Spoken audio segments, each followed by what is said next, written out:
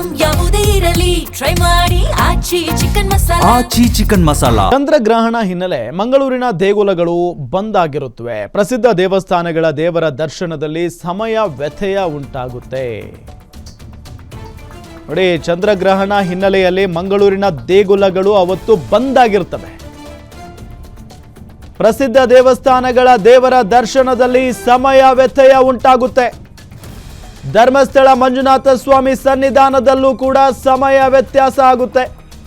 ಬೆಳಗ್ಗೆ 6:30ರಿಂದ ಮಧ್ಯಾಹ್ನ 1:30ರವರೆಗೆ ಮಾತ್ರ ದರ್ಶನಕ್ಕೆ ಅವಕಾಶ ಇರುತ್ತೆ ಅವತ್ತು.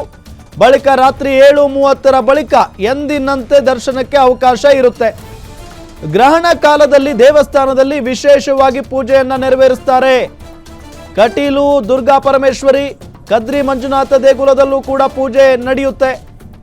ಸೊ ಚಂದ್ರಗ್ರಹಣ ಹಿನ್ನೆಲೆ ಮಂಗಳೂರಿನ ದೇಗುಲಗಳನ್ನ ಆಲ್ಮೋಸ್ಟ್ ಬಂದ್ ಮಾಡ್ತಾರೆ. ಸೊ ಧರ್ಮಸ್ಥಳ ಅಂತ ಬಂದಾಗ ಮಧ್ಯಾಹ್ನ 1:30ರವರೆಗೆ ಮಂಜುನಾಥನ ದರ್ಶನಕ್ಕೆ ಅವಕಾಶ ಇರುತ್ತೆ. ಸೊ ಅದಾದ ನಂತರ ದೇವಸ್ಥಾನದ ಬಾಗಿಲು ಕ್ಲೋಸ್ ಆಗುತ್ತೆ. ಮತ್ತೆ ಸಂಜೆ 7:30ರ ನಂತರವೇ ಓಪನ್ ಆಗುತ್ತೆ. ಅದಾದ ನಂತರ ದರ್ಶನವನ್ನು ಪಡೆಯಬಹುದು ಭಕ್ತಾದಿಗಳು.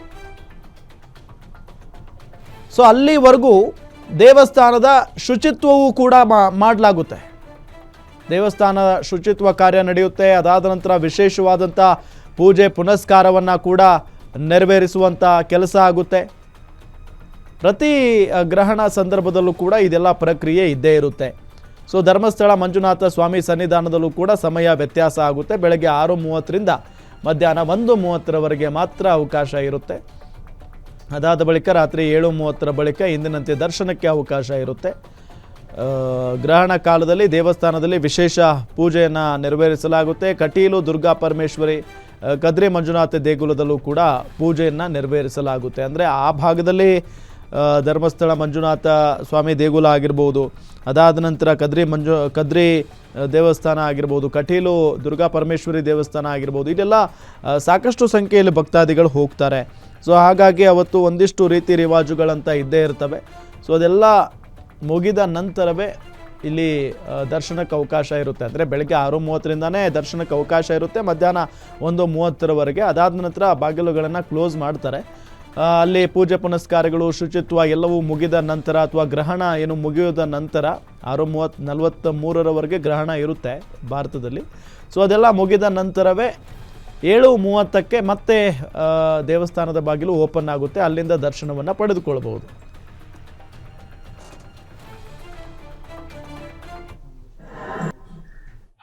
ಚಂದ್ರಗ್ರಹಣದ ಪ್ರಕ್ರಿಯೆಗಳಲ್ಲಿ ಸುಬ್ರಹ್ಮಣ್ಯ ಆಗಲಿ, ಧರ್ಮಸ್ಥಳ ಆಗಲಿ, ಕದ್ರಿ ಕ್ಷೇತ್ರ ಮಂಜುನಾಥ ಆಗಲಿ, ಉಡುಪಿ ಆಗಲಿ, ಕೊಲ್ಲೂರಾಗಲಿ, ಈ ಎಲ್ಲ ಭಾಗದಲ್ಲಿ ಆಯಾಯ ತಂತ್ರಿಗಳ ನಿರ್ದೇಶನಕ್ಕೆ ಅನುಗುಣವಾಗಿ ಮಧೂರು ದೇವಸ್ಥಾನ ಸಹಿತವಾಗಿ, ಅದು ಕಾಸರಗೋಡು ಜಿಲ್ಲೆಯಲ್ಲಿ ಇದ್ದರು, ತವಳದ ಈ ಪ್ರದೇಶ ಆಗಮಶಾಸ್ತ್ರ ಪ್ರಕಾರ ಇರುವಂಥದ್ದು.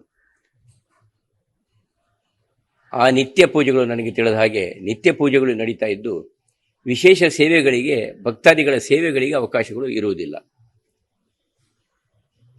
ಗ್ರಹಣ ಅಂತೇಳಿದರೆ ಖಂಡಿತವಾಗಿಯೂ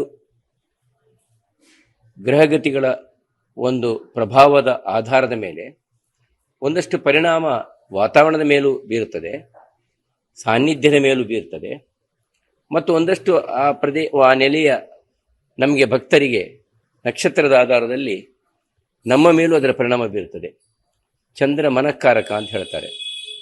ಸಮುದ್ರದ ಉಬ್ಬರ ಏರಿಳಿತಗಳಲ್ಲೂ ವ್ಯತ್ಯಾಸಗಳು ಕಂಡು ಬರ್ಬೋದು, ನದಿ ಕಂಡು ಬರ್ಬೋದು.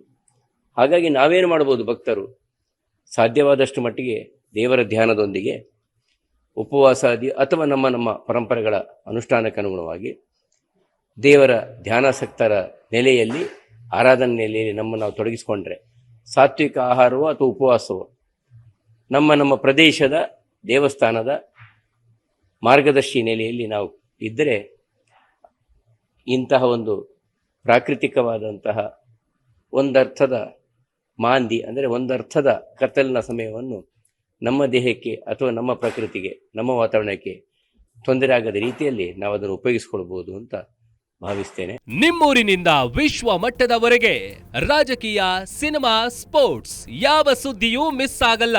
ಬರೀ ಸುದ್ದಿಯಷ್ಟೇ ಅಲ್ಲ, ಜೊತೆಯಲ್ಲೇ ಇರುತ್ತೆ ವಿಶ್ಲೇಷಣೆ. ಗ್ಯಾರಂಟಿ ನ್ಯೂಸ್ನ ಸಬ್ಸ್ಕ್ರೈಬ್ ಮಾಡಿ, ಫಾಲೋ ಮಾಡಿ, ಕ್ಷಣ ಕ್ಷಣದ ಅಪ್ಡೇಟ್ಸ್ ಪಡೆಯಿರಿ.